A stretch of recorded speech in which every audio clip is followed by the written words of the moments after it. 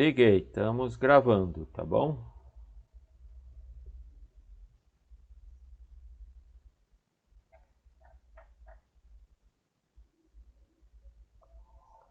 Então, na aula passada a gente viu fonte, na retrasada vimos placa-mãe, hoje nós vamos ver memória, depois nós vamos ver HD, e depois que a gente vê tudo assim, o que é mais importante, a gente vai montar uma máquina, né? E o importante é o quê? Montar é fácil, né? Você pega, vai plugando memória, instala HD, meia hora você monta. O difícil é escolher as peças, o importante é conhecer a memória, conhecer tudo que você vai comprar para poder ter uma máquina boa, né? E aí depois de montar essa máquina, nós vamos instalar um software, né, sistema operacional. Vai ser o Windows Server 2019. Por que esse sistema? É um servidor, vocês vão ter oportunidade de aprender como funciona um servidor, né? Porque computador pessoal todo mundo já tem, né? E se não tiver a instalação do sistema operacional, como é que você vai testar o seu hardware que você montou, né? Experimentar, ver o desempenho, na verdade? E aí a gente encerra o semestre. Vai ter uma provinha só com essa teoria assim, bem das partes que eu acabei de falar, né? HD, memória, placa-mãe, placa de rede. Só de teoria e depois um trabalho, né? Sei lá, eu espero que vocês montem a sua própria máquina e descrevam pra gente, né? Como que ficou. Se não tiver dinheiro, não é todo mundo que tem a grana para comprar tudo isso, né? Que é caro. Pelo menos vai escolhendo as peças. E aí explica, ó, escolhi assim, assim, assim, porque isso, isso, isso. Apresenta um seminário no fim do semestre, né? O assunto de hoje é memória. A gente vai falar uma introdução, por que ter bastante memória na máquina é importante, né? A importância da memória no sistema. Explicar como as memórias funcionam, bem por alto, né? Da eletrônica lá, só um conceito assim, não é aprofundado não. Tem 1000 tipos de memórias, cada um tem o seu jeito de funcionar. Eu só escolhi assim uma explicação bem por alto. Aí a gente vai ver como que as memórias evoluíram tecnologicamente, né? Desde as memórias mais antigas, daqueles PC 286, 486, até o padrão atual, que são as memórias DDR3. Por que a evolução? Conforme você explica a história da tecnologia, fica muito mais fácil explicar como que a memória funciona, por que é feito assim, né? Ah, porque antes era assim. E você vai entender melhor sobre a tecnologia atual. Memória cache, isso aqui é muito importante. Eu acredito que todo o desempenho da máquina, a rapidez do seu sistema está aqui. Não fica muito vidrado em processador, clock de processador, fazer tandem de processador, não adianta nada. Se você não tem bastante memória, né? E se você também não tem memória cache. O cache, depois da memória, é o que dá mais desempenho na máquina, né? Ah, como é que se diz? O barramento, o chipset também é muito importante. Não é somente o processador que dá o desempenho. Às vezes você põe um processador lá caro, faz tuning, ou seja, aumentar o clock dele, né, a frequência de trabalho, mas não resolve nada. Tudo tem que ser analisado. Bom, a memória RAM funciona como uma espécie de mesa de trabalho, né? Imagina que você está no escritório, né? Só papel, antigamente. Você senta na sua escrivaninha, aquela mesa ali, né? vai lá naquele arquivo de aço velho lá que eu usava antigamente, pega uma pasta, põe em cima da mesa, espalha um monte de papel ali, e aí você começa a ler, começa a processar, né? E aí você escreve um outro papel e guarda lá, né? É assim. Similarmente, a memória RAM é isso. Imagine que é a sua mesa de trabalho. Para que você possa trabalhar no computador, primeiramente você vai lá no arquivo, né, no HD, e pega lá os seus arquivinhos de Word, de Excel e carrega na memória. E é aí que você começa a trabalhar, põe em cima da mesa, ok? A quantidade de memória disponível tem um grande efeito sobre o desempenho, muito importante, viu? A gente tem que ver assim, essa máquina está muito lenta. É fácil descobrir o motivo. Pode ser o quê? Banda larga, né? A rede está lenta. Pode ser o quê? Falta de memória. Eu vou explicar já. Como que a falta de memória torna a máquina muito lenta. E pode ser o quê? Sobrecarga, né, do processador. Aí a gente identifica o gargalo, onde é que está pegando, onde é que está um desses recursos aí, ó, placa de rede, HD, memória e processador. Apenas um desses recursos, se tiver sobrecarregado, torna a máquina inteira lenta. É só identificar onde é que está o gargalo, né? Às vezes o gargalo está mesmo naquele aplicativo que é lento mesmo, que foi mal projetado, né? Então, memória é um fator muito importante para o desempenho. Na falta dela, a máquina vira uma carroça, fica muito lenta mesmo. Por que ela fica lenta? Porque ela começa a usar o swap. Eu já vou explicar, pessoal. Swap não é memória. Eu vou explicar. Se a máquina está usando o swap, é sinal que está com pouca memória. Vai lá, compra mais um pente de memória, adiciona na máquina. Na maioria das situações, ter uma quantidade suficiente de memória RAM é mais importante do que ter um processador rápido. Não adianta nada, se te faltar memória, o processador vai ficar esperando a memória, o swap. E não adianta nada ele ser rápido, que ele é obrigado a esperar, né? A memória RAM é um componente essencial, então, em qualquer computador. Por mais que se tenha espaço no HD, no pendrive, se não tiver memória, se tiver não vai, a máquina fica lenta. E eu digo mais, quanto mais memória RAM você tiver, melhor. Ah, professor, mas memória custa caro. E às vezes você põe muita memória que não vai usar. Vai usar sim, é incrível como que a máquina é inteligente. Quanto toda a memória que você adicionar, o Windows vai lá e usa. Ele vê que está livre, ele vai usando. Por quê?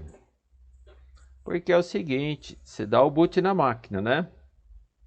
Quando termina de dar o boot, você olha lá quantos programas estão rodando. Centenas. Então, pergunto para você, cabe tudo, aquelas centenas de programas, tudo na memória? Não, não cabe. Então, como que faz, professor? Está listado lá que o programa está rodando, está rodando. Mas é o seguinte, é o tal do swapping. Como que o sistema operacional faz? Ele carrega somente o sistema operacional, que é o básico, que por aí já são centenas de programas do próprio sistema operacional. Você nem vê, eles entram lá, você nem sabe o que é, mas estão lá, estão consumindo memória. Eles, por sinal, consomem o Windows sozinho, já consome quase metade de toda a memória sua, sem você fazer nada. Linux também não é diferente. E daí? Ele pega e carrega mais um monte de aplicativo que roda em segundo plano, né? Não é sistema operacional, é aplicação, né? Mas que roda em segundo plano também. Você não vê que o cara entrou, tá lá rodando escondidinho. Você não chamou ele, mas automaticamente ele carrega lá. Por exemplo, um servidor de e-mail, né? Um servidor, tem 1000 servidores por aí. Você vai lá no Windows, vê lá serviços, né? Por exemplo, o Acrobat Reader, você instala ele tudo, ele já cria um serviço e já põe lá. O que é o serviço do Acrobat? É só para ver quando você está rodando o seu Windows. Ele vai lá no site da Acrobat e vê se tem atualização, né? O Java faz isso. Hoje em dia virou moda, né? Tudo que é programinha vai lá e cria um processo servidor escondidinho. Vai comendo memória sua. Ele está lá, não está gastando CPU, está quietinho, mas tem memória. Então, como que vai caber tudo isso, né? Centenas de programas na memória? Não cabe. Realmente não cabe mesmo. É um truque, né? O sistema operacional faz, que é memória de swap. O que quer dizer swap, traduzindo para o português? Swap é uma troca. É você tirar um e pôr outro no lugar, uma substituição. É igual quando tá lá no futebol, né?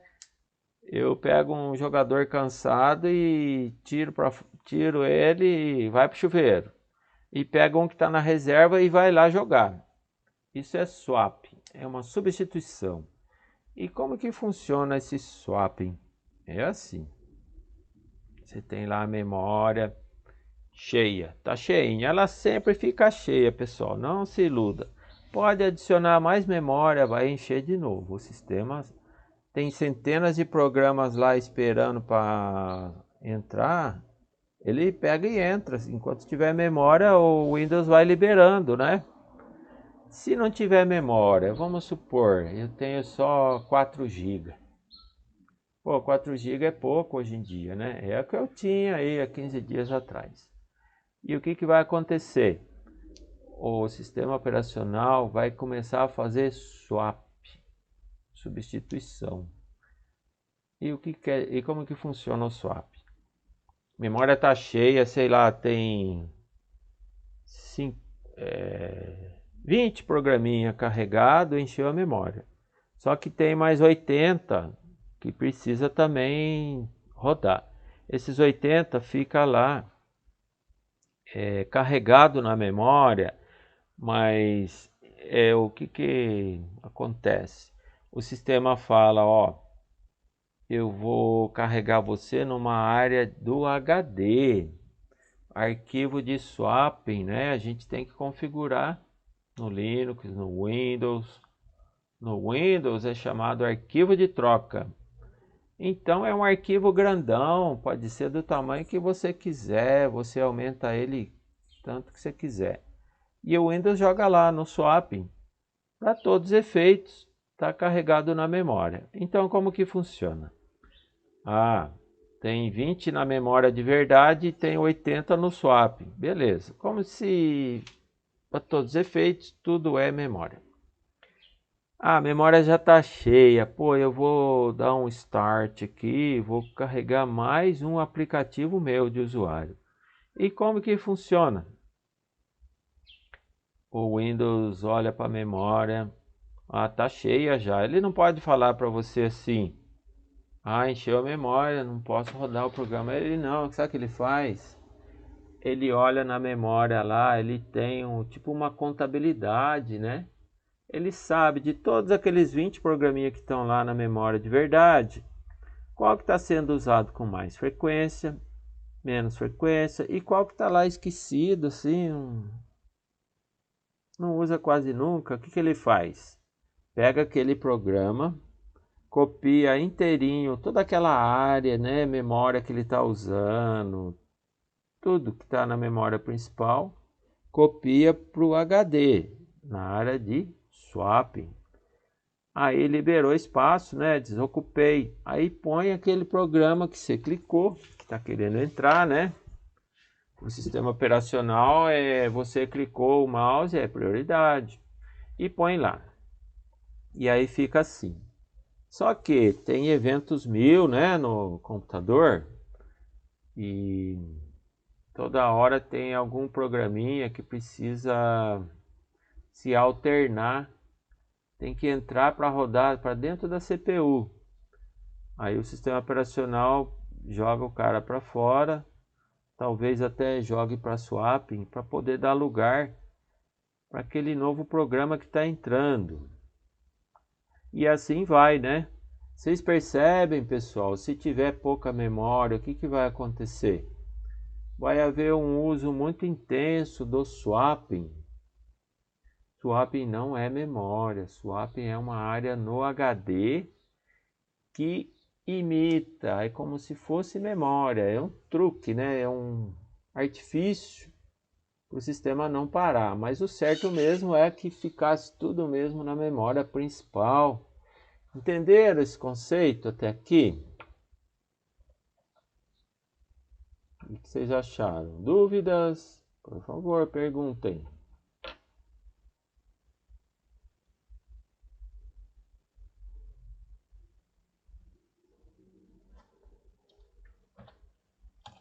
Dúvidas sobre o que é swapping? Escreve assim, ó.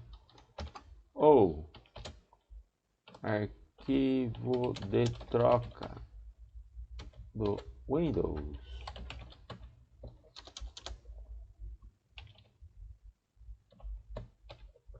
Swapping, pessoal, é importante.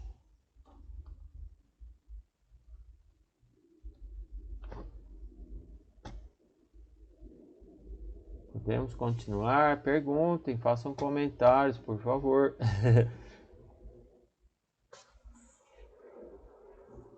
Por mim, até agora tudo bem, professor. Ah, que legal, Fausto. Obrigado. Vamos em frente.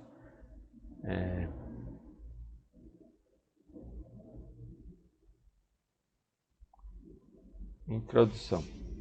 A sigla RAM vem de Random Access Memory, ou memória de acesso aleatório. O que quer dizer isso? Você tem lá, sei lá, 8 GB de RAM. Eu posso acessar qualquer posição da memória diretamente. Ao contrário do que tinha antigamente, né? Tinha a memória de massa que o acesso era sequencial. Por exemplo, uma unidade de fita magnética, né? Que você salvava um backup. Aí eu quero ler um arquivo que está na fita. Ah, se esse arquivo estiver lá no fim da fita, o que você tem que fazer? Você tem que ler a fita inteirinha. É esse aqui? Não é? Joga fora, lê o próximo. É esse aqui? Não é? Vai até chegar no fim. Agora, random não é assim. Você acessa direto aquela posição que você quer. O HD também, né? Ele é random. É uma memória de massa muito rápida, porque você vai direto naquela pasta, naquele arquivo. Então ela é muito rápida, porque é randômica, acesso direto, né?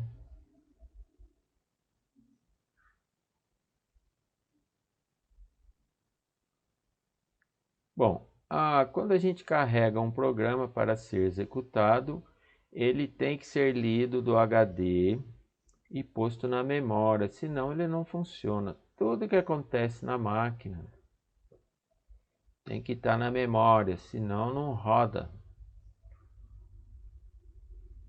A RAM oferece tempos de acesso bem mais baixos. Ela é muito rápida, muito mais rápida do que o HD. É de uma ordem de grandeza. O que é uma ordem de grandeza? É 1000 vezes mais rápido, né? E só por uma curiosidade, ela é 1000 vezes mais lenta que o processador. Então, por ordem de grandeza, quem é o mais rápido? Processador. 1000 vezes mais lento, memória. 1000 vezes mais lento, o HD. Então você vê como que é um acesso ao HD. O processador deve pensar assim, nossa, vai demorar um século até abrir aquele arquivo que eu mandei. E é isso mesmo. E a memória? Ela é rápida, mas ela é assim, você desligou a máquina, perde tudo, apaga tudo. Todo aquele sistema operacional que estava lá, todos aqueles aplicativos, apaga tudo, some tudo. Então, por isso que você tem que estar tudo salvo no HD, né? O Windows, sistema operacional é salvo no HD, os aplicativos, seus arquivos, tudo é salvo. Agora vem um negócio muito bacana, muito interessante, que eu gosto muito de usar, de explicar. Então, o processo de boot, quando você liga a máquina, tudo, sistema operacional, tudo é carregado na memória. E demora muito, né? Aí o sistema operacional vai carregar aquele software básico, que você não sabe o que é, tem um monte de coisa lá rodando. É do sistema operacional. Inclusive os drivers e biblioteca. Agora eu vou pegar vocês. Desafio: que são drivers e bibliotecas? Quem sabe me explicar?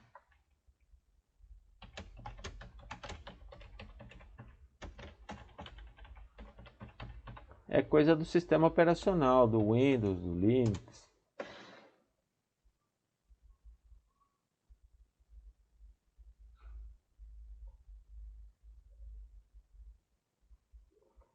O microfone está aberto, estou esperando. Pode escrever no chat também se quiser.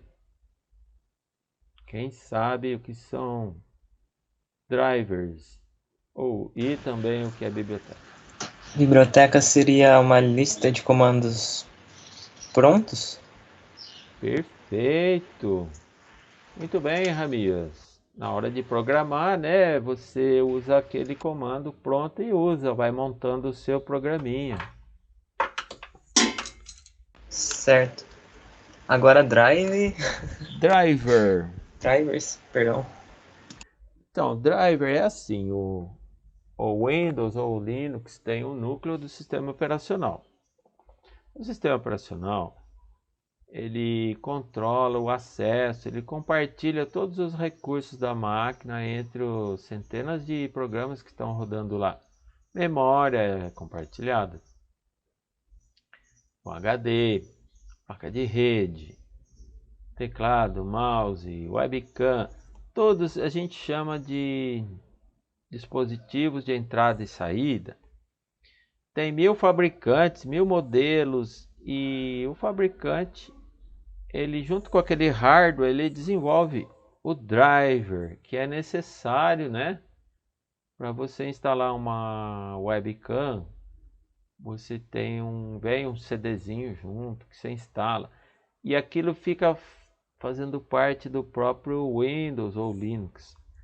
É o driver, é uma peça de software para controlar algum dispositivo específico de hardware que o Windows não conhece. Quem fabricou que faça aí o driver.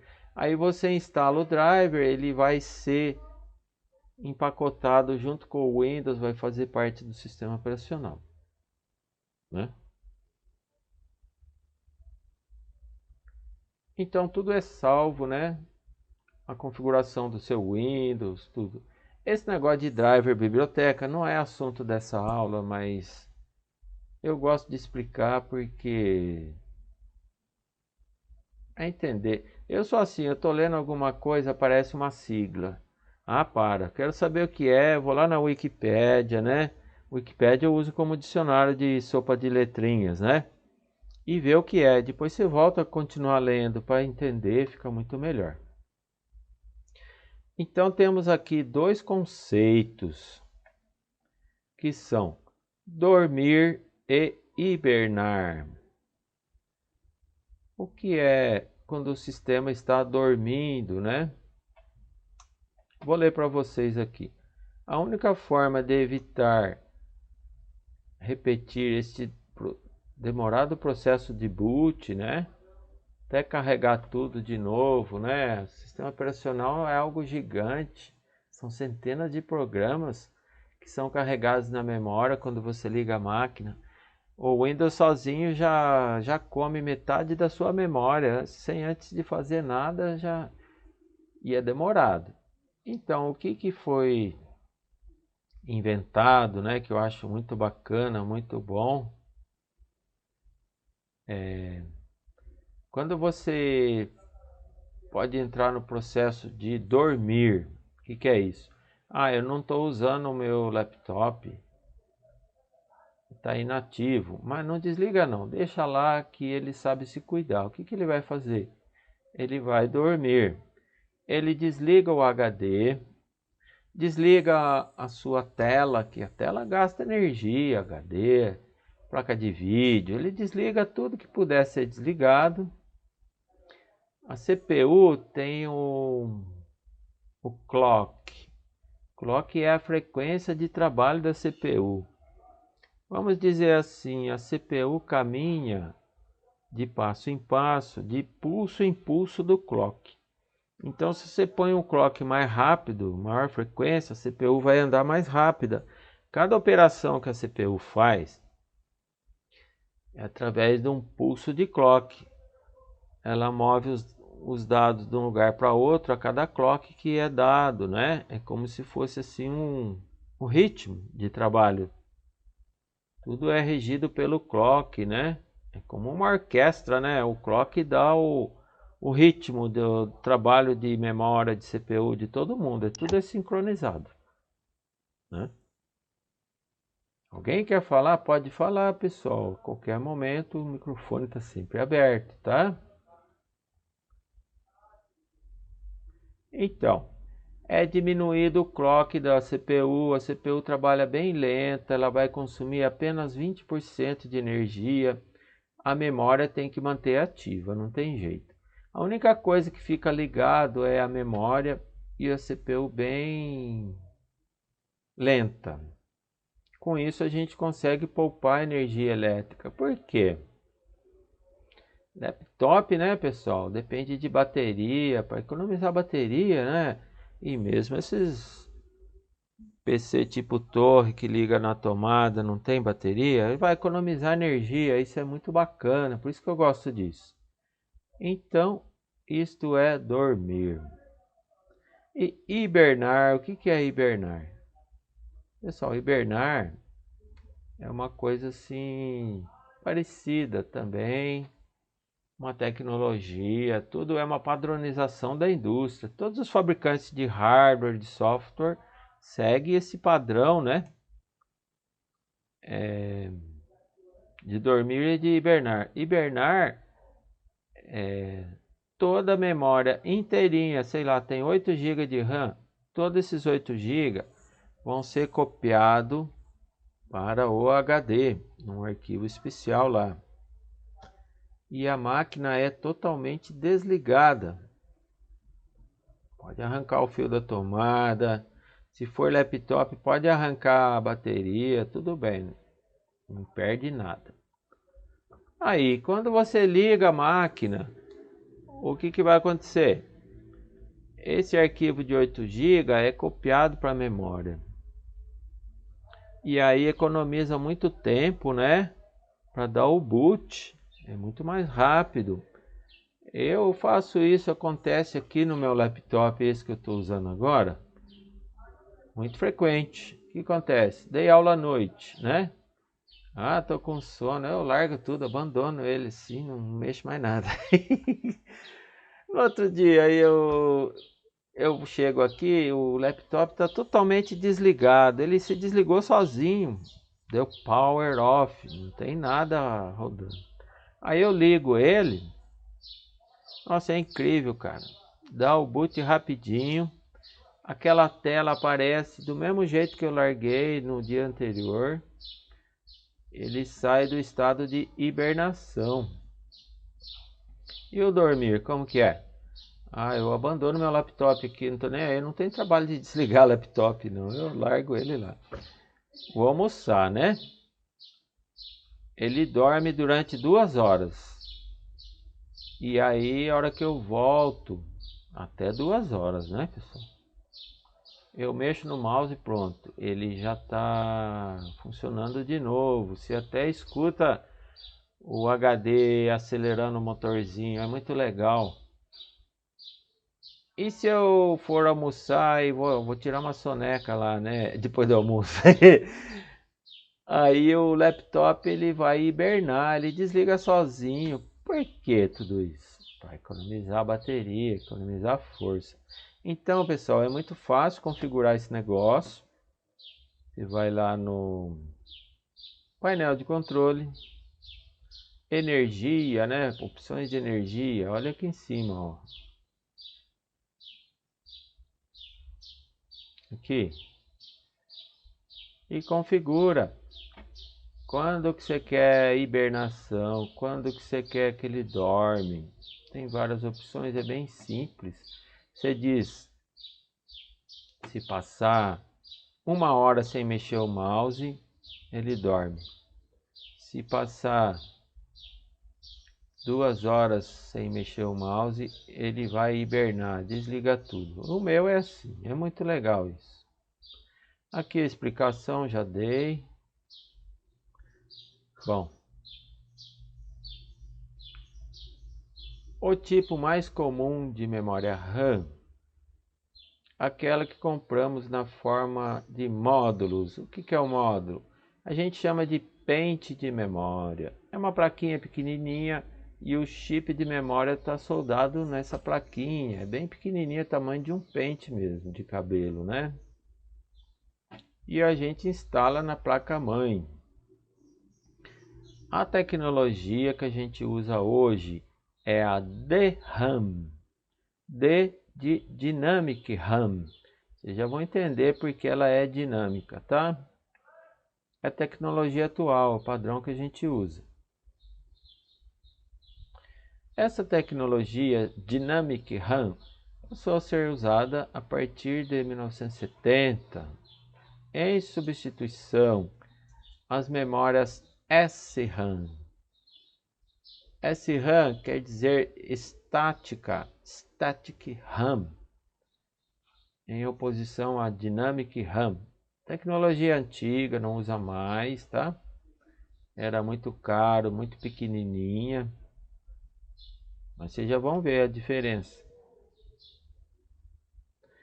Com o passar do tempo, a Dynamic RAM virou padrão. Ó, pô, já faz 50 anos, né? Então tirou o desenho da frente, a gente chama somente RAM, porque não existe outro tipo.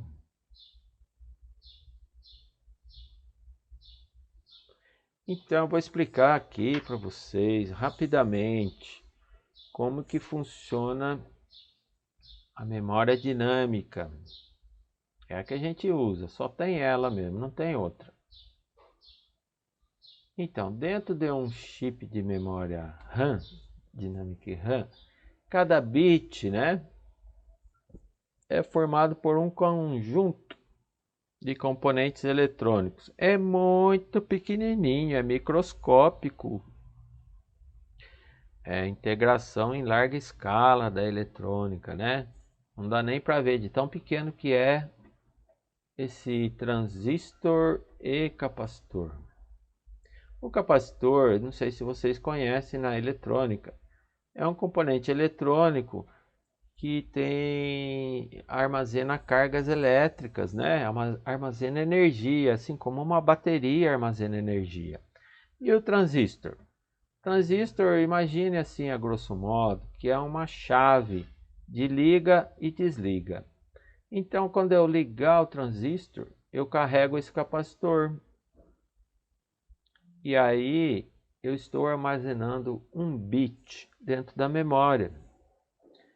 Aí se eu descarregar esse capacitor, eu vou nessa chavinha aqui do transistor e ligo uma chavinha e descarrego ele. Aí eu armazenei um 0 naquele bit. Então, pessoal, esse conjuntinho transistor, capacitor, você tem bilhões, não é milhões não, é bilhões deles dentro daquele chipzinho de memória, tá? Então é isso. Só que é o seguinte, esse capacitor aí, você carrega ele, só que ele não segura a carga, ele se deixa lá, daqui a pouquinho ele vai, como é que fala? Ele vai perdendo a carga aos poucos, né? Sem fazer nada. Você tem que ir lá e recarregar ele de novo. Isso a gente chama de refresh. Ó, eu pus o bit 1 aqui. Vou recarregar esse bit 1 para fazer o refresh. É como se fosse um pneu de bicicleta, né? Eu tenho minha bicicleta aqui. Eu encho o pneu. Daqui a uma semana eu vou andar. O pneu já está meio murcho. Eu preciso encher de novo. É assim que trabalha essa memória. Tem que fazer refresh. Pessoal, é incrível, né? Olha a taxa de quantos em quanto tempo você tem que fazer o refresh. 64 milissegundos. Nossa, professor, que louco, né? Professor, esse capacitor não aguenta nada, né? É assim mesmo, pessoal. Não tem jeito. É assim que funciona. Não tem outra tecnologia. E tá funcionando. É o que a gente tem hoje. Alô? Quem quiser falar, o microfone está sempre aberto. Pode falar, tá? 64 milissegundos é um segundo dividido por 1000 e você pega menos de um décimo dessa parte. Olha, é muito rápido, né? Então, a TV antiga, né, aquelas de tubo, elas funcionavam assim. Na tela de vidro por dentro tem passa uma tinta, né, uma camada de fósforo. O fósforo ele é luminoso. Você excitar ele com eletricidade, ele acende. E só que vai passando um pouquinho, ele vai se apagando. Então a TV tinha que fazer também um refresh. Tinha um canhão de elétrons, né, de eletricidade, para ficar fazendo um refresh na tela. É bem parecido, para que o fósforo voltasse a brilhar de novo. Bom, aqui, para a gente entender como que a RAM funciona. Esse trabalho de refresh atrapalha, porque além de consumir energia, que essa energia ela é perdida na forma de calor,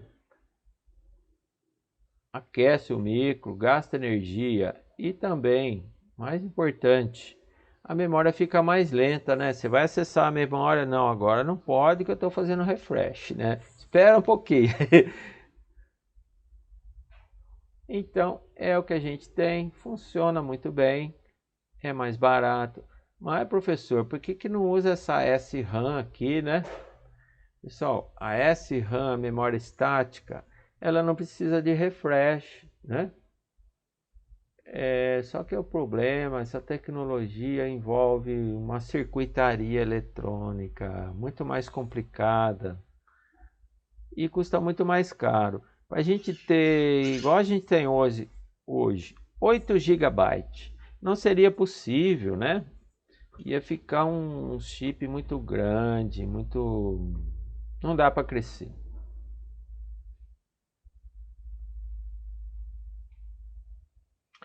Então, cada bit, imagina, para ter 8 GB. Ó, não confunda bit com byte. Aqui dá para embaralhar rapidinho. Vou fazer umas continhas com vocês. 8 gigabytes, 4 gigabytes aqui, o exemplo do livro. Imagine quantos bits tem num pentezinho de memória. Tem bilhões, né? Então, como que ficou a nossa história? É conta pra caramba. Mas é fácil. Quantos bits tem um byte? 8. É só dividir por 8 esse cara aqui, ó. Ó, não é mil, não é milhão, é bilhão. Bilhão é gigabyte, né? Então eu tenho 4 gigabytes. Cada byte tem 8 bits, divide por 8. 32 dividido por 8 dá 4. Fechou, pessoal? É simples, a continha é fácil. Então nós temos 32 bilhões de capacitores e transistores. Olha como o negócio é pequeno, hein? Tamanho de um pente de cabelo.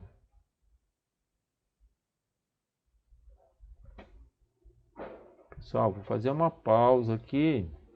Eu sempre dou uma paradinha. Dúvidas? Comentário. Opa! Cada 3 páginas eu dou uma paradinha, porque senão eu não aguento, né?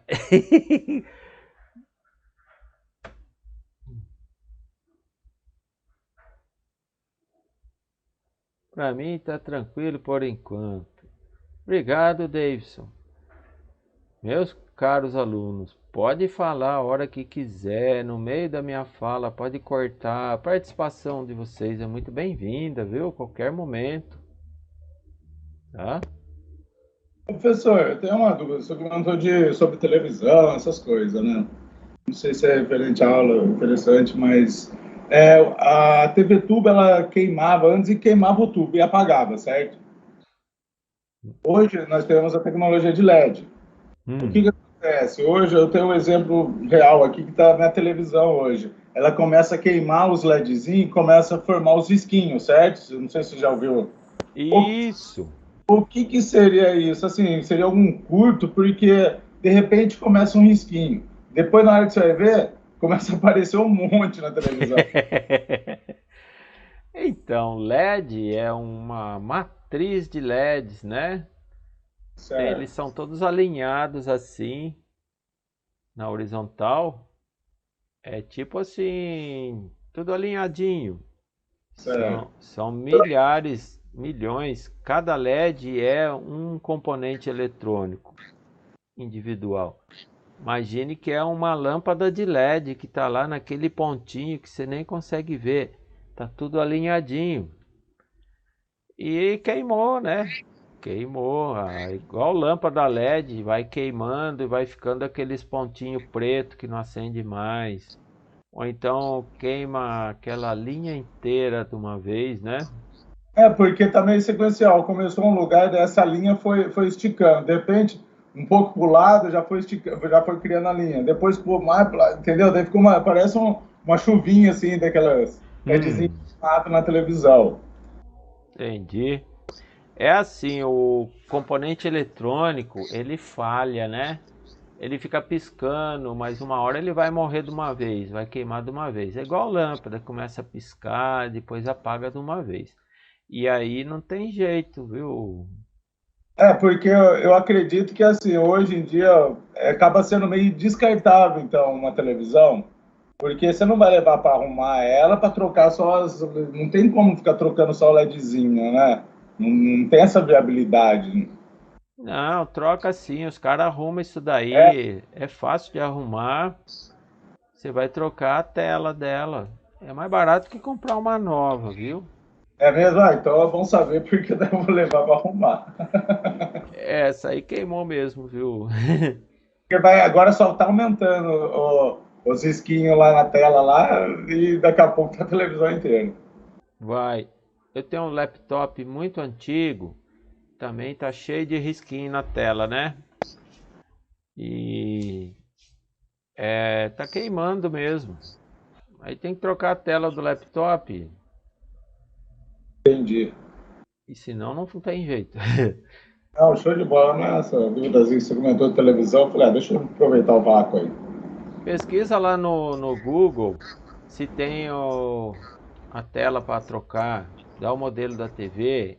Tem até no Mercado Livre aí uns umas telinhas para vender. Isso aí é muito comum. Vou Não dar vou uma saber pesquisa. quanto é, mas aí o técnico é que tem que ver para você, né? Ah, é, não, mas eu vou dar uma pesquisada assim, brigadão. Legal.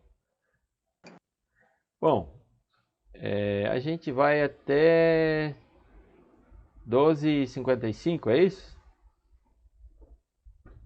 Eu tô meio perdido aqui, peraí. Isso. Me diz que tem 5. Tem mais 1 hora de aula. Ah, legal. Só para eu ter noção. Então, nós temos 4 tipos de memória, né? SD-RAM. Pessoal, ó, não confunda, esse letra S aqui é de single. Já vou explicar. Não tem nada a ver com static, que é esse cara aqui, tá? SRAM não existe mais, é museu, velharia. As memórias de hoje começaram com SD-RAM, é Single Dynamic RAM. Por que single? Single é o seguinte, lembra que eu falei daquele pulso de clock da CPU? A CPU tem um clock, é um reloginho que fica pulsando, tem aquela frequência, né, de 2 GHz, é alta pra caramba. Cada pulso de clock é feita uma leitura da memória. O dado é copiado da memória para o processador central, é assim que funciona. As memórias antigas, elas eram single, só transferia dado uma transferência por ciclo, ok? Então o CPU pulsava um clock, um ciclo, e a memória transferia dados para o processador. Acontece que, como eu já expliquei lá atrás, a memória ela é 1000 vezes mais lenta que o processador. Então, o que a engenharia elétrica fez, eletrônica? Criou essa DDR, ó, aqui S é single, um só, D é double, 2, né? Inventou uma memória que faz 2 transferências a cada pulso do processador, cada ciclo. E aí o negócio não parou mais, né? Foi dobrando. Veio essa aqui que é 4 transferências por ciclo. Veio essa aqui que são 8 transferências por ciclo. Quer dizer, essa memória aqui, ela é muito mais rápida do que essa aqui era do Pentium 3, né? Não é muito antigo não. SDR. Hoje em dia o nosso padrão atual é DDR3. Já tem a DDR4, se não me engano a 5, mas vamos fazer de conta que é 3, só para ficar mais didático, né?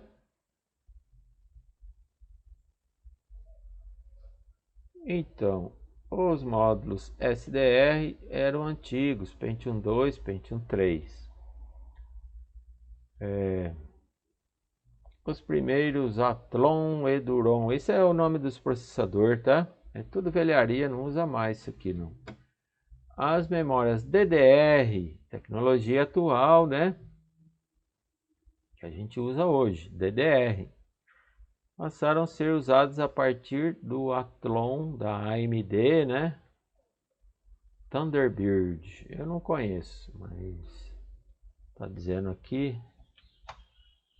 E Pentium 4, olha, é antiguinho. O Pentium 4 quando veio foi uma propaganda assim que ele deu um salto enorme de desempenho. Por quê? Tá usando a memória DDR.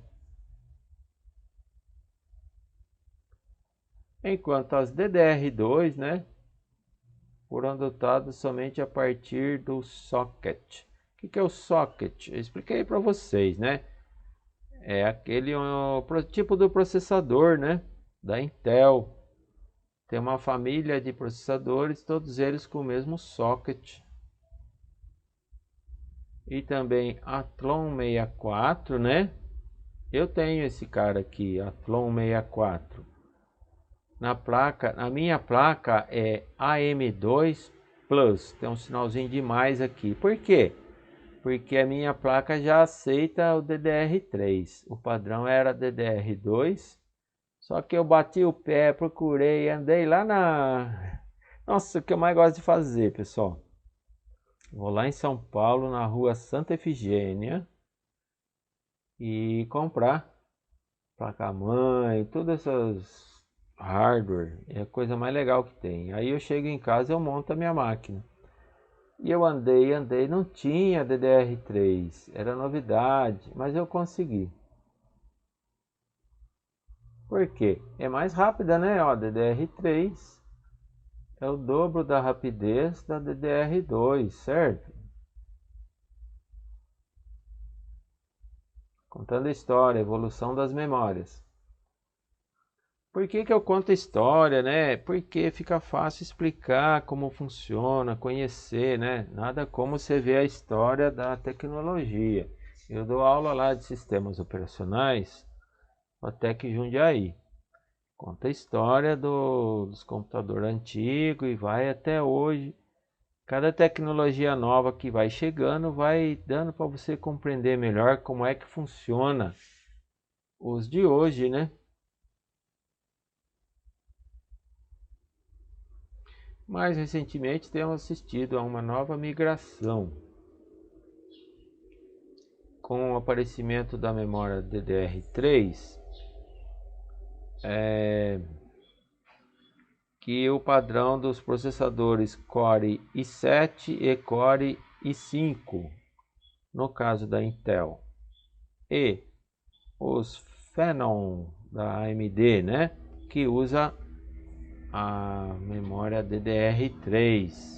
Tá vendo aqui, ó, AM2, DDR2, AM3, DDR3 e processador Intel i7 e i5.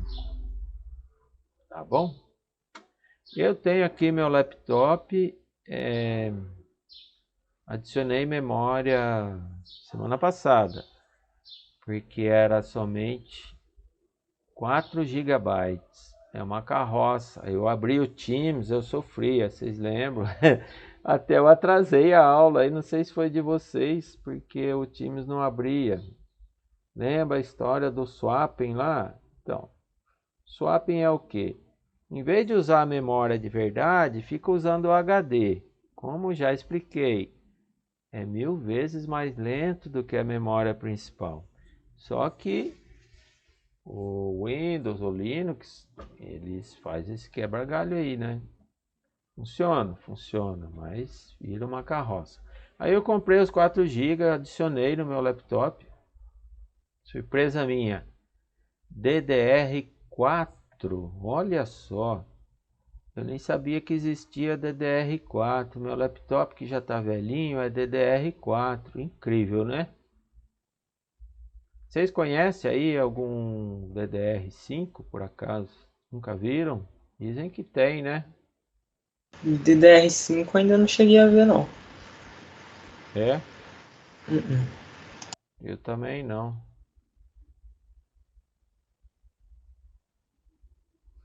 Aí eu adicionei no meu laptop e ficou uma maravilha.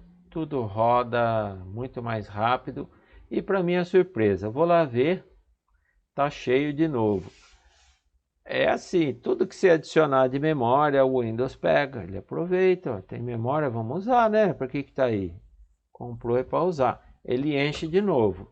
Se eu puser 16 GB, vai encher também. É aquela história que eu contei para vocês, né? Sempre tem centenas de programinhas lá esperando para entrar na memória. Estão lá na área de swapping. Sempre existe o swapping, né, pessoal? Aí você põe mais memória, o programinha sobe para a memória, carregado. Já estou ali de prontidão, se me chamar já estou na memória. É assim que funciona. O que acontece? Não é proibido usar o swapping, ele sempre vai existir, sempre vai encher a memória. O que não pode é você ver uma atividade muito intensa do HD, indicando que está fazendo muitas trocas, né? Muito swapping. Aqui comentando, né? Pessoal, essa aula é meio extensa, eu vou dividir em duas partes, tá? Nós não vamos terminar hoje.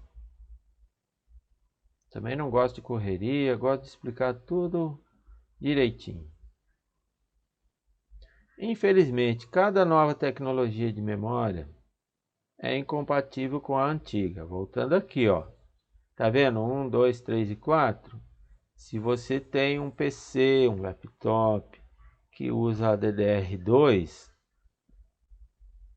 eu tenho só 4 GB, eu quero pôr mais 4. Tem que ser DDR2 também, não pode pôr DDR3. É incompatível. Aí o que vai acabar acontecendo? Você vai ter que comprar a memória DDR2, que já está meio assim, já parou de fabricar. Talvez você não acha mais, tem esses problemas aí. Então, infelizmente, cada nova tecnologia é incompatível com a anterior. E você não pode aproveitar módulo de memória antigo se você quiser fazer um upgrade. A gente vai guardando todas as velharias, né? Eu tenho um monte aqui guardado de coisa que não serve para nada. Eu preciso fazer uma escolha aqui e jogar no lixão.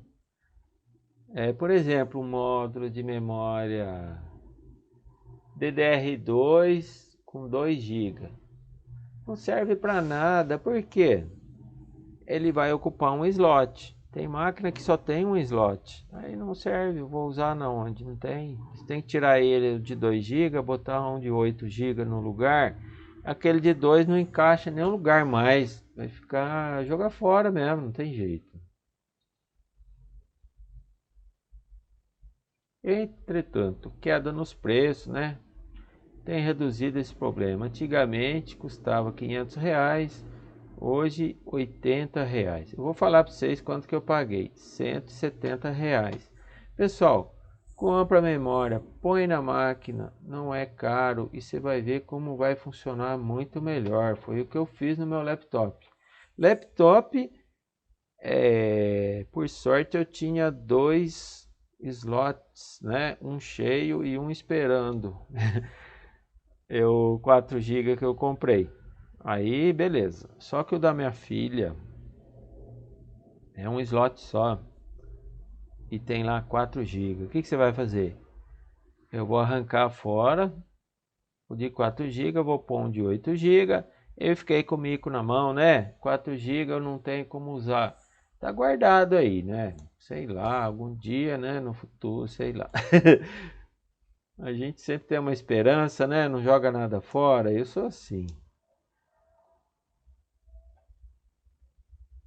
O que mais? As placas-mãe é meio raro, mas existe. Tem placa-mãe que tem os dois tipos. A tecnologia antiga, na mesma placa-mãe, a tecnologia atual. O fabricante de placa-mãe faz isso para quê? Para que você compre a placa-mãe dele. Não precisa jogar fora a memória, você aproveita a memória antiga, né?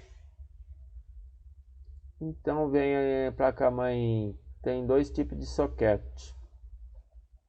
SDR e DDR. DDR, DDR2. DDR2 junto com DDR3. Mas é assim, pessoal. Ou bem um ou bem outro. Se você encher os dois, não vai funcionar. Você tem que escolher. Eu quero usar DDR3. Então você só põe memória DDR3.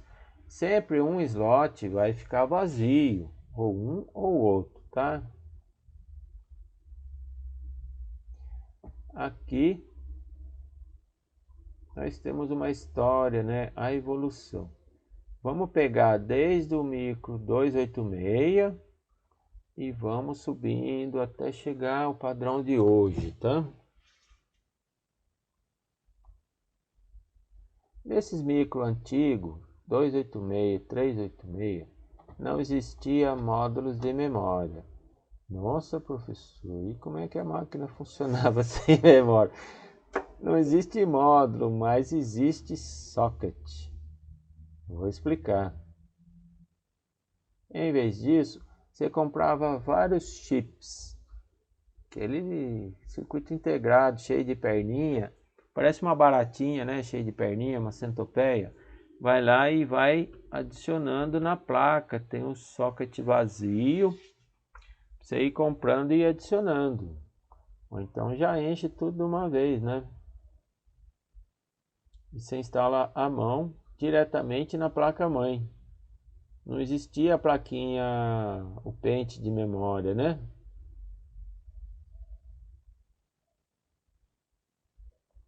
Então eles eram alinhados. É um sistema antiquado, ninguém gostou e não dá para expandir, né?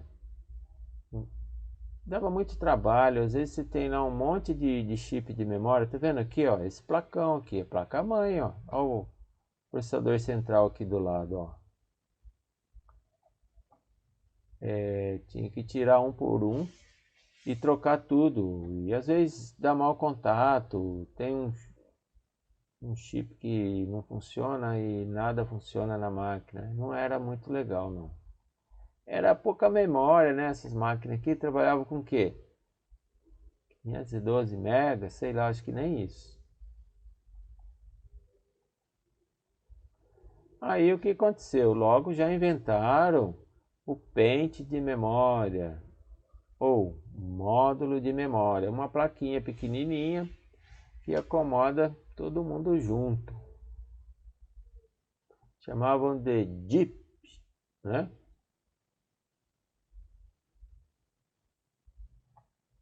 Os módulos de memória são pequenas placas de circuito, onde cada chip desse é chamado de DIP, Dual Inline Package. Package por quê? Cada pecinha preta dessa é um pacote, empacotou lá bilhões de circuitos de transistor, capacitor, igual eu expliquei lá. É um pacote, né? Inline porque são alinhados. Dual porque tem uma fileira aqui e outra aqui, ó. São duas fileiras de conectores alinhados. Dual Inline Packet. Um empacotamento com contatos duplos alinhados. É isso, traduzindo, né? Então, o pente de memória, ele é muito mais prático, muito mais fácil de instalar, né? Você espeta ele lá de uma vez, já vai quantos chips? 1, 2, 3, 4, 5, 6, 7, 8, 9. Ficou bem mais prático adicionar memória. A gente compra a placa-mãe, sempre vem um espaço para crescimento futuro de memória, né? O cara que vende a placa-mãe, ele tem essa opção. A gente só põe um módulo, depois acabou o dinheiro, depois eu compro mais. É assim que funciona. Sempre vai ter upgrade de memória, expansão, né? Os primeiros módulos de memória são chamados de SIMM, quer dizer Single Inline Memory Module. Vou traduzir para vocês, ó. Módulo de memória simples, alinhados em aqui, ó, esses contatos aqui, tá vendo? Eles são alinhados, por isso que é chamado inline. Por que é single? Porque tá vendo esses contatos de ouro aqui, ó? São 30 contatos, né? Do outro lado é a mesma coisa. É o mesmo contato, como se ele desse a volta para o outro lado, é o mesmo pino. Então é só 30 pinos mesmo, não tem mais nada. Tem um furinho aqui que dá para perceber. Esse furinho é para poder interconectar esse ouro com o ouro que está do outro lado, na mesma posição, tá? Então é o SIMM, tecnologia, que veio logo depois do 386 lá. Beleza?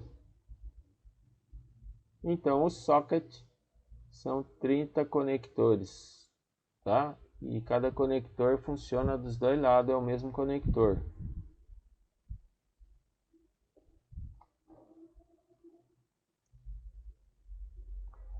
Aqui, essa tecnologia, você viu que tem 8 chips, 8 ou 9 chips, né? Aqui tem 9, tá vendo? Como que funcionava? Cada chip armazena 1 bit. Olha que legal. Sei lá, tem bilhões de bits lá, mas vamos supor, você quer salvar 1 byte na memória. Você sabe que a informação é salva em byte, né? Tem a codificação.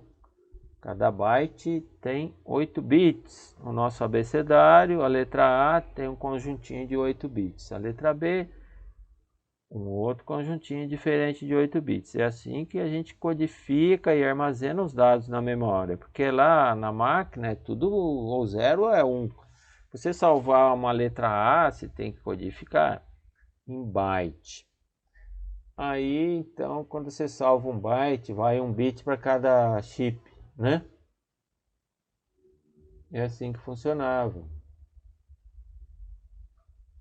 Você vai ler, você lê 1 bit de cada chip, aí você forma o byte seu, você recupera. E por que 9 então? Tem o último bit que era para calcular a paridade. O que é paridade? É só para confirmar se os 8 que você leu estão corretos. Aí o último bit ele sinaliza, tá tudo ok, você leu certo. Melhora a confiabilidade. E às vezes você achava falha na memória. Eu já passei por isso, pessoal. Memória falhando, o Windows, o Linux no caso eu trabalhava, sinaliza para você, ó, tá falhando a memória, você tem que ir lá e trocar.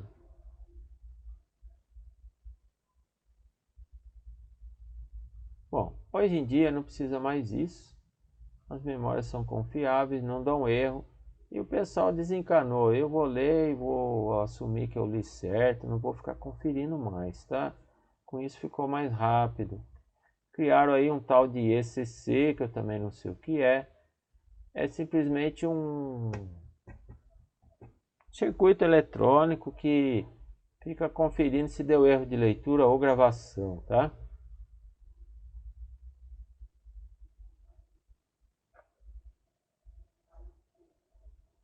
Pessoal, dúvidas, comentários, por favor. Perguntas?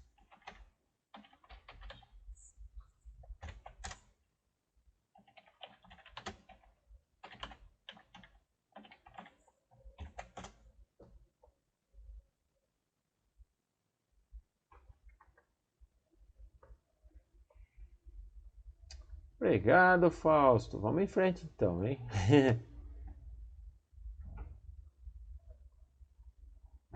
Então, os módulos de 30 vias eram dos 386 e dos 486.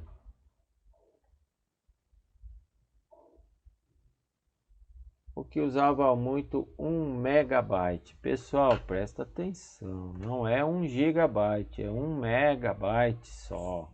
1000 vezes menos. Nossa, professor, como que esses computadores conseguiam funcionar com tão pouca memória, né?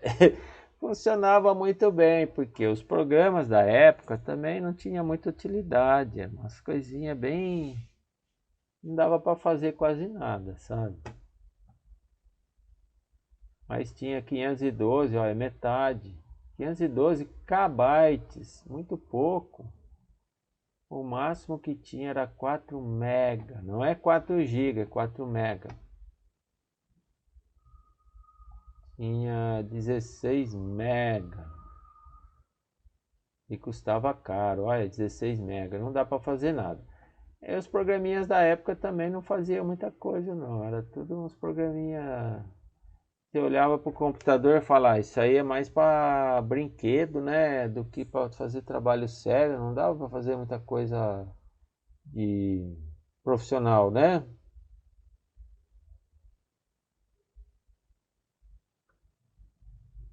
Aí começa o blá blá blá técnico aqui, né?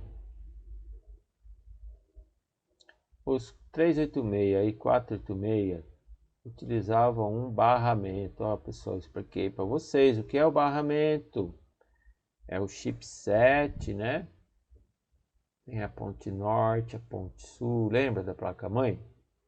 Então, para a memória transferir dados para a CPU, tinha um barramento de 32 bits.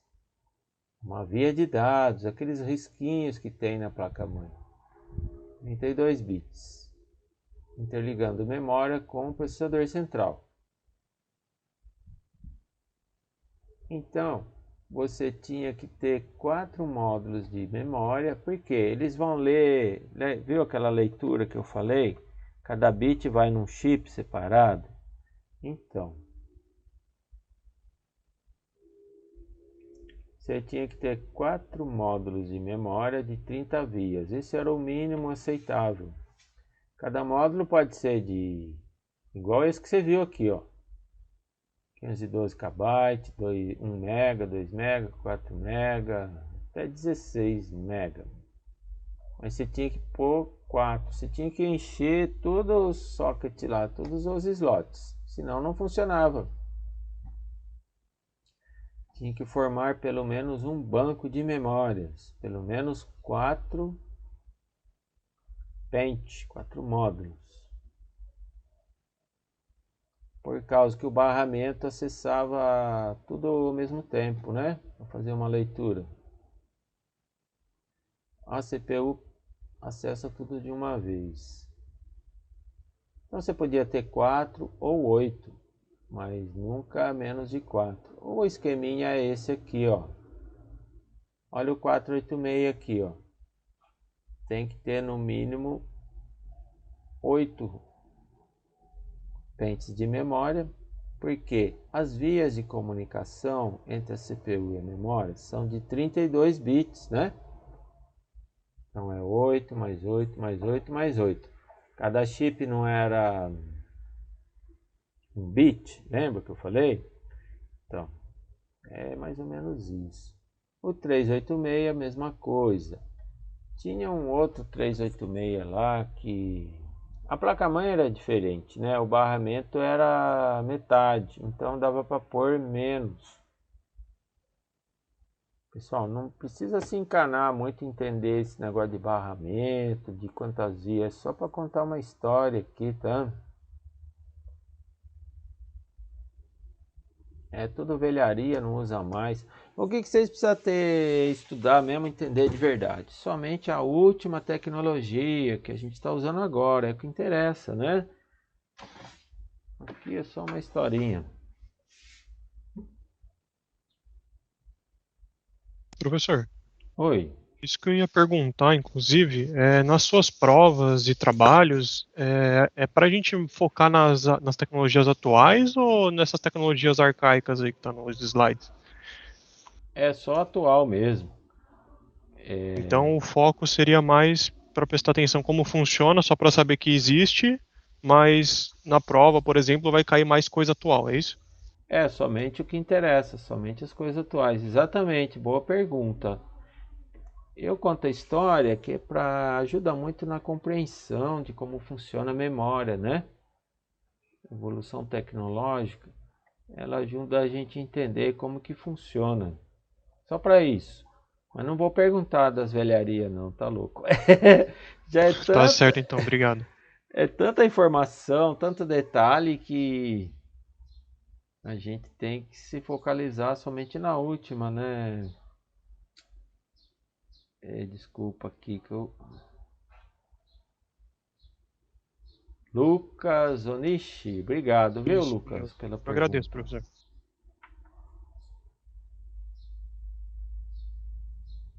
Aí continua, a evolução não para, né? Ela atropela a gente, você tem que estar sempre se atualizando.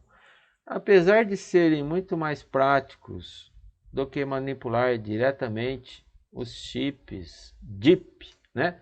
Ou seja, os pentes de memória são práticos, né? É esses desenhinhos que estou vendo aqui, o pente de memória ou módulo de memória. Vem todos os chips montados numa plaquinha miniatura. Isso que é módulo. O módulo SIM de 30 vias ainda eram bastante inconvenientes. Pô, pensa, toda hora tem que comprar 4 módulos. Não é muito prático, né? Ou 4 ou 8, senão não funciona. Aí inventaram o chip, esse próximo aqui, ó, 72 vias. Ou seja, eles puseram o chip dos dois lados do pente, né? Para caber mais coisas. Eu acho que é isso. Então, era 32 bits ainda, mas os conectores aqui eram 72 vias. Substituíram rapidamente os antigos nas placas de 486. Tá vendo que ainda tá furadinho ali o conector? Ainda é single. Por quê? Esse conector é o mesmo dos dois lados da plaquinha. Só que em vez de 30 vias, são 72 vias. Deixa eu só fechar uma porta aqui, um minutinho, por favor.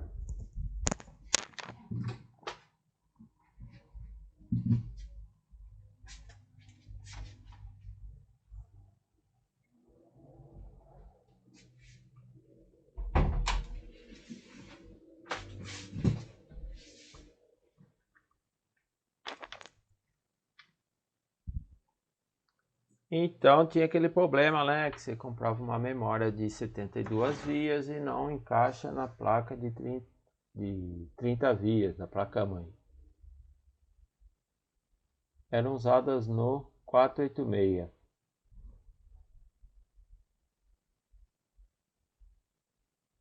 E nos computadores Pentium, né? Mas não é o Pentium 4, né? Os primeiros Pentium que saíram lá. Então ficou assim, ó.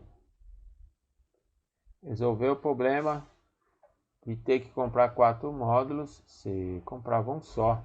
Só que a placa-mãe é outra também, né?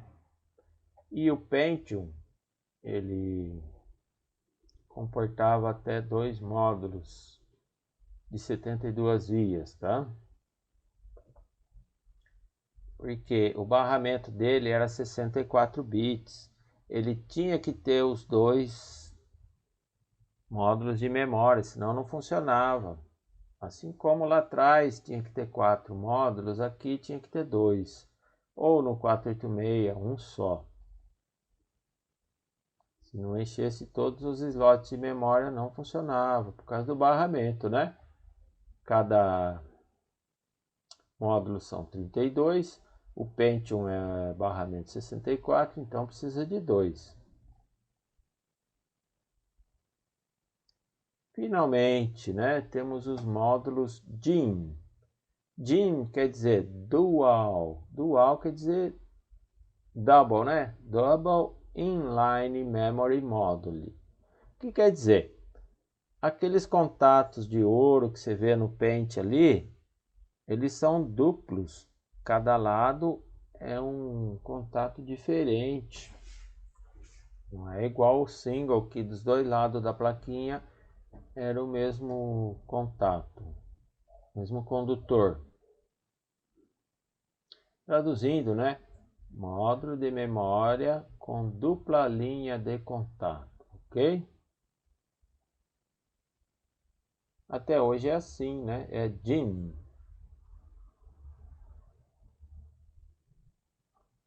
Eles são 64 bits, assim como lá o Pentium, né?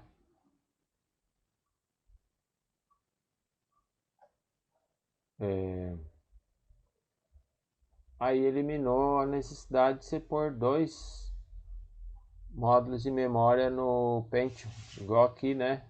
Tinha que ter 2, agora não precisa mais. Só que o módulo de memória, o socket é diferente. Você ia ter que comprar outra placa mesmo.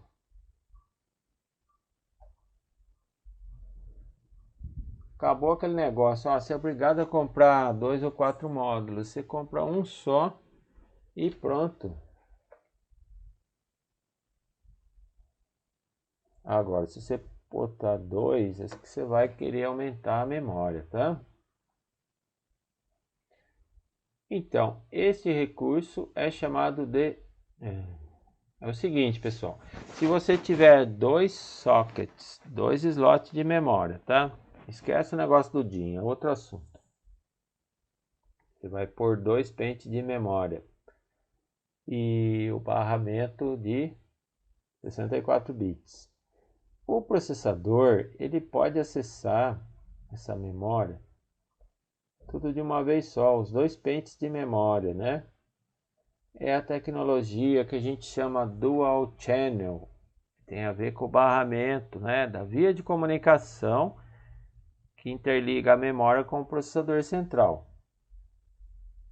E melhora consideravelmente o desempenho, sobretudo nas placas-mães que tem a vídeo on-board. A placa de vídeo disputa o acesso à memória RAM com o processador principal, né? Você vê que o vídeo acessa a memória principal, né? De qualquer forma, mesmo nas placas Dual Channel, usar módulos em pares é opcional. Você pode comprar uma placa, como a máquina que eu montei hoje, né? Estou montando aqui. Tem 2 slots de memória, eu só uso um. Aí eu não vou me desfrutar do Dual Channel, né? Fazer leitura nos 2 pentes de memória simultaneamente. E tem mais, pessoal. Tem a frequência de clock da memória, tá? Para você usufruir dessa tecnologia Dual Channel, que te dá muito mais desempenho, né? Você tem que ter as memórias irmãs gêmeas. Vou pôr 2 pentes, tem que ser igualzinho, mesma frequência. Tem o clock da memória, né? Ela tem clock lá, sei lá, 2133 MHz. Não é gigahertz, igual o processador central trabalha. Ele trabalha numa frequência 1000 vezes mais rápida, né? Aí eu tenho uma outra memória 2400 MHz.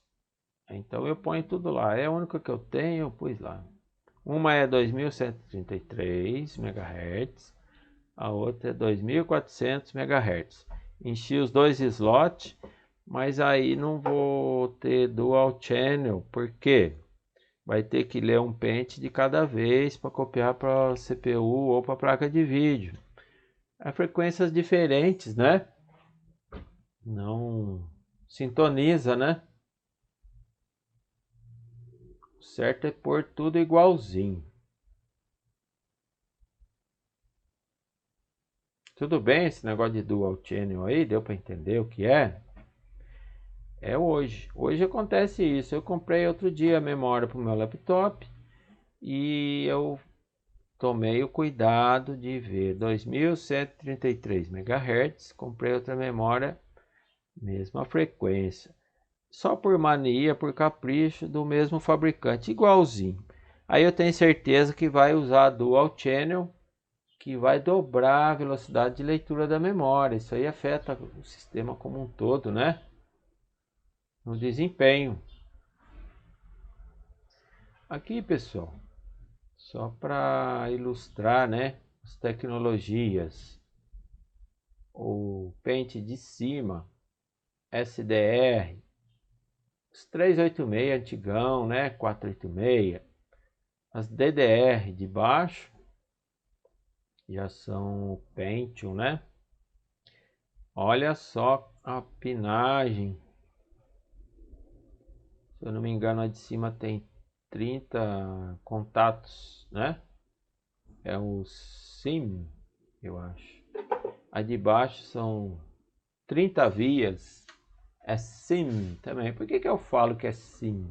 É só olhar, tem um furinho ali, ó. Se tiver um furinho em cada contato de ouro, é SIM. Single Inline Memory Module. Se for DIMM, não tem o furinho. Aqui não deu para ver. E o que acontece? Uma dica que eu dou para vocês. Pessoal, Você vai instalar uma memória numa placa-mãe. Aí você fica com medo. Será que tá certo? Será que vai funcionar? Não precisa ter medo. Se ela conseguir encaixar, vai funcionar. Não se preocupe. Tem esses encaixes mecânicos aqui, tá vendo? Ó? Aqui, aqui, aqui. A largura do pente, ela é diferente, ó. Aqui tem mais contato elétrico, ó. Pinagem aqui, se eu não me engano, é 72 pinos. Aqui é somente 30. Pode encaixar. O que é o perigo, né? Não é perigo, não chega a ser perigo. É você comprar errado, né?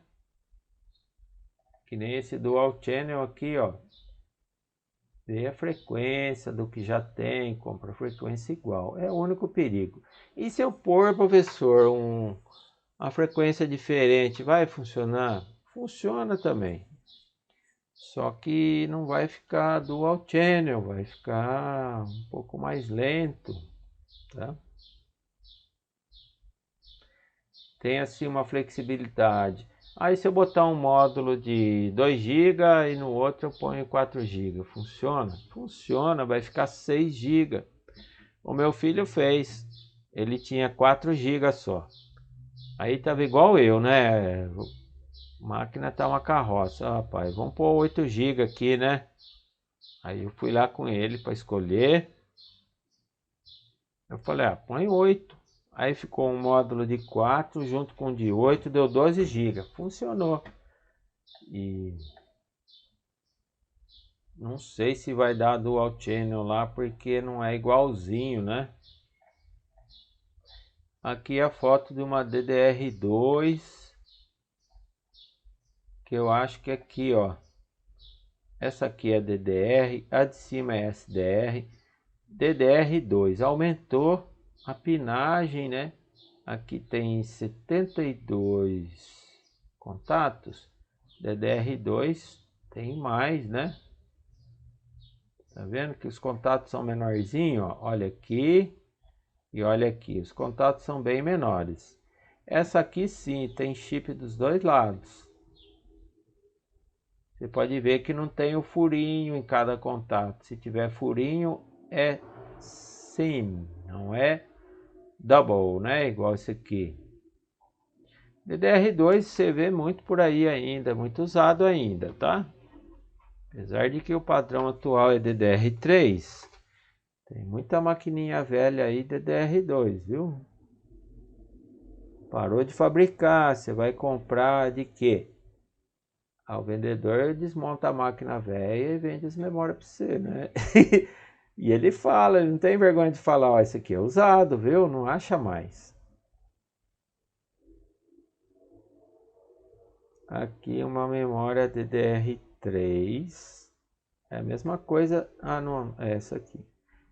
Tem um dissipador de alumínio, né? Você tem que pôr um ventilador em cima para ajudar, porque ela é meio esquentadinha, né? Ela gera calor.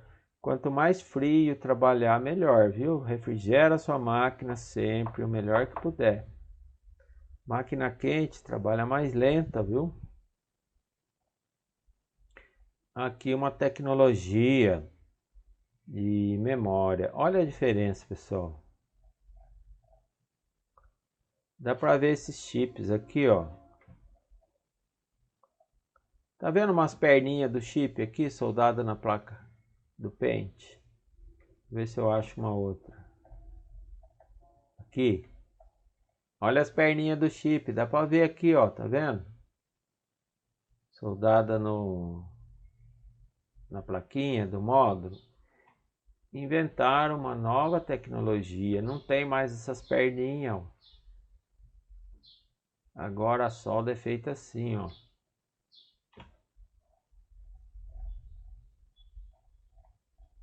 Tá vendo lá, tem umas bolinhas na placa que vai receber o chip, né?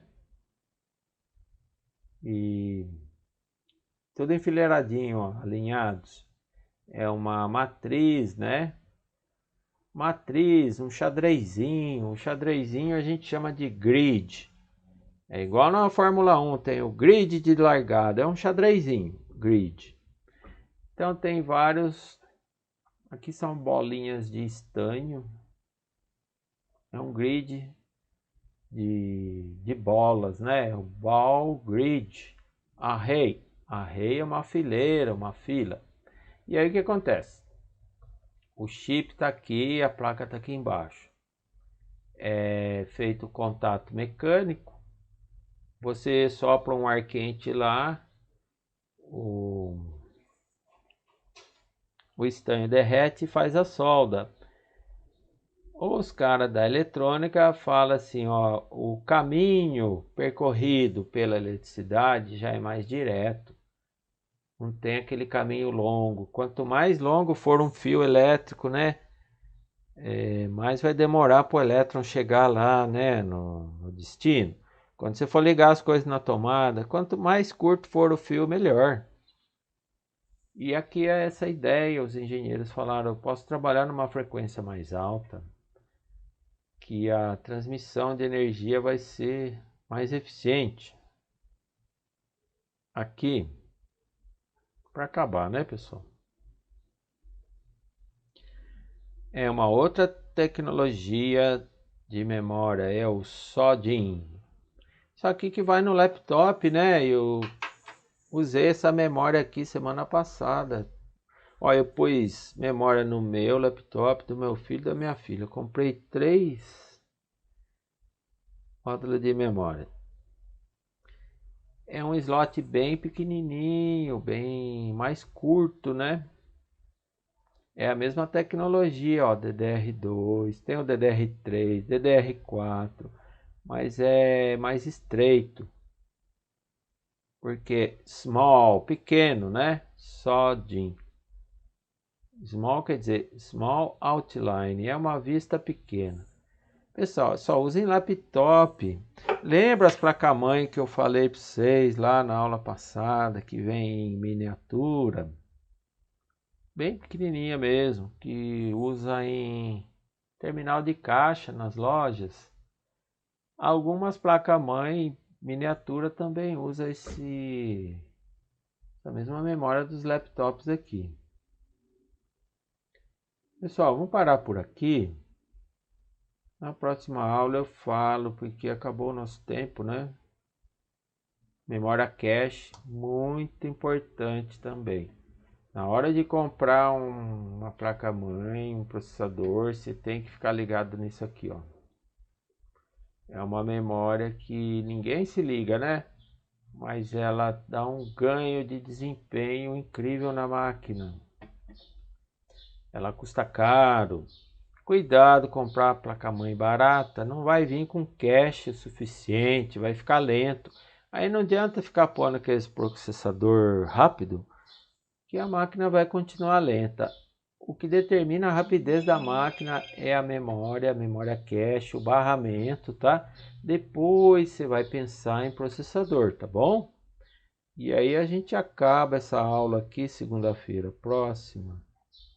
Pouquinha coisa, acho que até vai sobrar tempo pra gente conversar. Tá bom, pessoal? E aí, o que vocês acharam da aula? Dúvidas, comentários? Certinho, senhor. Muito bom conteúdo. Tudo certo, professor. Obrigado. Obrigado, meus queridos. Estou feliz que vocês conseguiram acompanhar e aproveitar, viu? Vocês estão todos dispensados. Obrigado pela participação, pela atenção. Um abraço para os meninos. Beijinho para as meninas. Eu vou ficar mais um pouco aqui, se quiser conversar. Igualmente. Obrigado. Bom fim de semana. Obrigado pela aula.